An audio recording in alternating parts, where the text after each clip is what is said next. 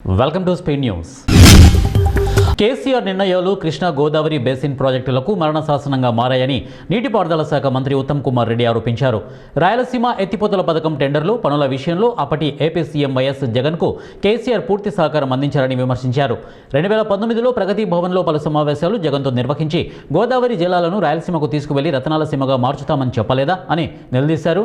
శనివారం శాసనసభలో కృష్ణా గోదావరి జిల్లాలపై జరిగిన స్వల్పకాలిక చర్చలో భాగంగా మంత్రి పవర్ పాయింట్ ప్రజెంటేషన్ ఇచ్చారు. రానున్న 3 ఏళ్లలోపు కృష్ణా బేసిన్ ప్రాజెక్టులన్నీ పూర్తి చేస్తామని, కృష్ణా జలాల్లో తెలంగాణకు 71% నీటి వాటా కావాలని ట్రైబ్యునల్ను వాదనలు వినిపిస్తున్నామని పేర్కొన్నారు. పోలవరం నల్లమల్ల సాగర్ ప్రాజెక్టుపై కొందరు అసత్యాలు ప్రచారం చేస్తున్నారని పేర్కొన్నారు. నిన్నగాక మొన్న ఈ ప్రాజెక్టుకు CWC ఆమోదం వచ్చిందని వారు తెలియజేశారు. మహాత్మాగాంధీ జాతీయ గ్రామీణ ఉపాధి హామీ చట్టాన్ని పునరుద్ధరించాలని, దాని స్థానంలో కేంద్ర ప్రభుత్వం కొత్తగా తీసుకొచ్చిన వీబీజీ రామ్జీ చట్టాన్ని ఉపసంహరించుకోవాలని డిమాండ్ చేస్తూ కాంగ్రెస్ పార్టీ 45 రోజుల పాటు దేశవ్యాప్త ఆందోళనలు నిర్వహించనుంది. ఇక MGNREGA బచావో సంగ్రామ్ పేరిట ఈ నెల 10వ తేదీ నుంచి వచ్చే నెల 25వ తేదీ వరకు ఈ ఉద్యమాన్ని నిర్వహించనున్నట్టు ఆ పార్టీ ప్రధాన కార్యదర్శులు కేసీ వేణుగోపాల్, జయరాం రమేష్ శనివారం ఢిల్లీలో విలేకరుల సమావేశంలో వెల్లడించారు.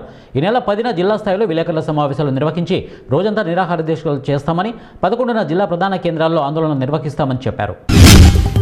సీఎం చంద్రబాబు, ఆయన కుమారుడు మంత్రి లోకేష్ వారం రోజులుగా అజ్ఞాతంలోకి వెళ్లిపోయారని, రాష్ట్ర ప్రజలకు కనీస సమాచారం ఇవ్వకుండా విదేశీ పర్యటనలు చేయడం వెనక రహస్యమేంటో చెప్పాలని వైఎస్ఆర్సీపీ నెల్లూరు జిల్లా అధ్యక్షుడు మాజీ మంత్రి కాకాని గోవర్ధన్ రెడ్డి డిమాండ్ చేశారు.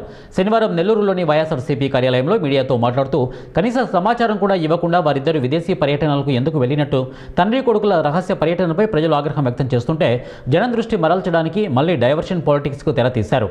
పెట్టుబడులు ఆకర్షించడంలో తమకు ఎవరూ సాటి లేరంటూ ఇక ఫోర్బ్స్ ఒక స్టోరీ రాసిందంటూ తండ్రి కొడుకులు సోషల్ మీడియాలో నానా హంగామా చేస్తున్నారు. చంద్రబాబు అధికారంలోకి వచ్చిన నాటి నుంచి పెట్టుబడులన్నీ కట్టుకదలే తప్ప ఏ ఒక్కటి నిజం లేదు. చంద్రబాబు రాష్ట్రంలో లేకపోయినా రెవెన్యూ పుస్తకాల ముద్రణ, పంపిణీ గురించి చర్చించనున్నట్టు ఎక్స్లో పోస్టులు పెట్టి ప్రజలను డైవర్ట్ చేస్తున్నారు.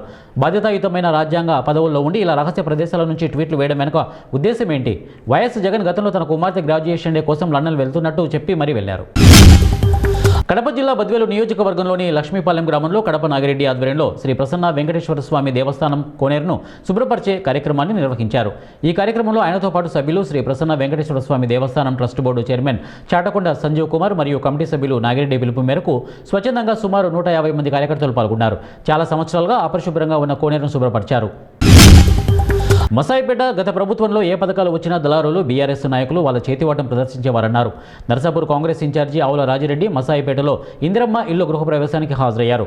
మసాయిపేట గ్రామంలో 49 మంది నిరుపేదలకు ఇందిరమ్మ ఇల్లు మంజూరు చేశారని అన్నారు. గత ప్రభుత్వంలో 25,000 కోట్ల బడ్జెట్ ఏమైందని మాజీ మంత్రి హరీష్ రావును ప్రశ్నించారు.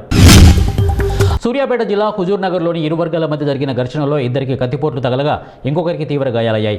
పట్టణంలోని శ్రీ వెంకటేశ్వర స్వామి ఆలయం సమీపంలో మేళ్ల చెరువు బైపాస్ రోడ్డు పక్కన శనివారం ఘటన రాత్రి చోటు చేసుకుంది. స్థానికులు, పోలీసులు తెలిపిన వివరాల ప్రకారం బైపాస్ రోడ్డు సమీపంలో ఉంటున్న 2 కుటుంబాల మధ్య గత కొన్ని రోజులుగా గొడవలు జరుగుతున్నాయి. దానిలో భాగంగా జనిగా నాగమణి ఇంటిపై శుక్రవారం రాత్రి దాడి చేశారు. దీంతో గోసుల శ్రీను, లింగరాజు, లింగయ్య తదితరులపై నాగమణి పోలీసులకు ఫిర్యాదు చేశారు. శనివారం రాత్రి బైపాస్ రోడ్డులో ఫైనాన్స్లో గోసుల గంగయ్య ఇక మద్యం తాగుతుండగా అక్కడే ఉన్న నాగమణి కుమారుడు వినయ్ అతనిని దూషించడంతో ఆయన తన మనవళ్లకు ఫోన్ ద్వారా సమాచారం ఇచ్చాడు.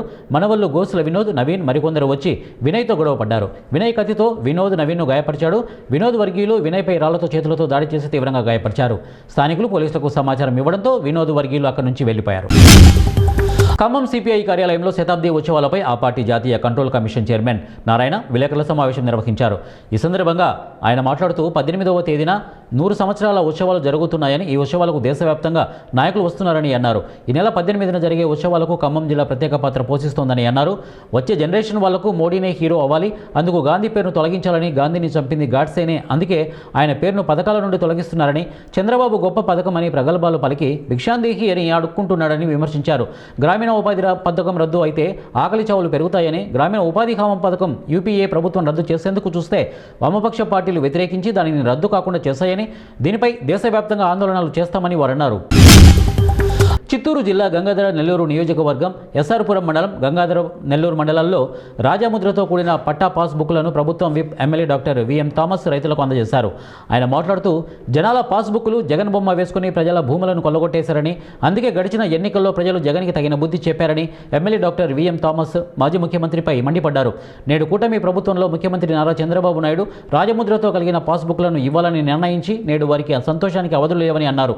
అదేవిధంగా ఓ వ్యక్తి చనిపోయినప్పుడు తన సమాధి వద్ద అతని పేరు రాసి ఒక రాయి నాటేవారు. అలాంటిది జగన్ ప్రజల భూముల్లో తన పేరు గల నెంబర్రాలను నాటించారే అంటే తన పబ్లిసిటీ పిచ్చి ఏ స్థాయికి చేరిందో అర్థం చేసుకోవచ్చని వారన్నారు. ఎన్టీఆర్ జిల్లా తిరువురు నియోజకవర్గం వీసన్నపేట మండలం రామానగరం వాస్తవ్యులు మొండితోక పరమానందం సుశీలమ్మ దంపతులు స్కూల్ హెడ్ మాస్టర్గా పనిచేసి వారి కుమారుడు మేజర్ మొండితోక సుప్రింకర్ 1 టీవీ ఇంటర్వ్యూలో మాట్లాడుతూ తన బాల్య స్మృతులను గుర్తు చేసుకుంటూ తన విద్యా అభ్యాసం తన తల్లిదండ్రుల వద్ద బాల్యంలో చదువుకున్నాను. ఇంటర్మీడియట్ డిగ్రీ తిరువురు మచిలీపట్నం కాలేజీల్లో చదువుకున్నాను. తాత బ్రిటిష్ వారి వద్ద మిలిటరీలో పనిచేశారని అన్నారు. ఆయన స్ఫూర్తితో నేను ఎన్సీసీలో చేరాను. దేశంలో అనేక రాష్ట్రాల్లో ఎన్సీసీ క్యాంపులు నిర్వహించి విద్యార్థులకు ట్రైనింగ్ ఇచ్చాను. నా దగ్గర నేర్చుకున్న విద్యార్థులు తెలంగాణ రాష్ట్రంలో జనగామ ఎడిషన్ కలెక్టర్గా సేవలు అందిస్తున్న బి రోహిత్ సింగ్ నేవీలో ఆర్మీలో విద్యార్థుల దేశ సేవలో ఉన్నారు. 200 మంది పోలీసు ఉద్యోగాలు చేస్తున్నారు. నేను రాసిన ఆర్టికల్కి గిన్నీస్ బుక్ ఆఫ్ వరల్డ్లో చోటు దక్కింది. ఆ సందర్భంగా దుబాయ్, ఇండోనేషియా, బాలిలో నాకు ఈ సన్మానం జరిగింది. జనవరి 2026 30వ తారీఖున వివిధ దేశాల పిలుపునందుకుని ఆ దేశాలు వెళ్లి ఆయన చేసిన సేవలు పురస్కారాలు అందుకోబోతున్నారు మేజర్ తెలియజేశారు. విజయనగరం జిల్లాలోని భోగాపురం అంతర్జాతీయ విమానాశ్రయంలో ఆదివారం ఉదయం తొలి విమానానికి సంబంధించిన వాణిజ్య పరీక్ష విజయవంతంగా పూర్తయింది.